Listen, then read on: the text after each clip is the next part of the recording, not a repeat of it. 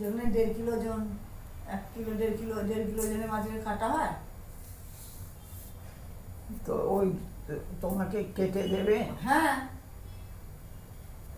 খাওনি? আমি খাবো না। ও তো পুকুরেরই মাছ, ও তো ইয়ের মাছ নয়, পুকুরেরই মাছ। যারেই মাছ হোক, আমি আর কোনোদিন খাইনি। নাতির জন্য একদিন খেয়ে দেখুন কেমন লাগে।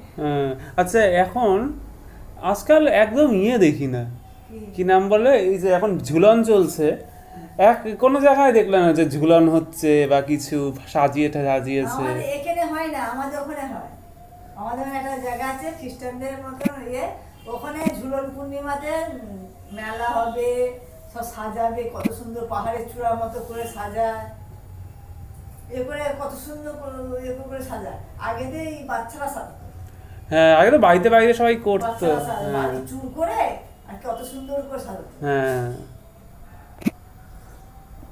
রাধাকৃষ্ণ ঠাকুর দিত ঝুলন পূর্ণিমা মানে তো রাধাকৃষ্ণের হুম হুম হুম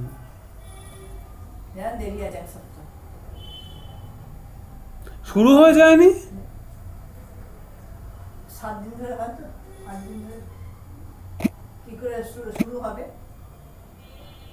ঝুলন শুরু হয়ে যায়নি এখনো? ঝুলন শুরু হয়েছে, জন্মাষ্টমীর অবধি চলবে। হুম।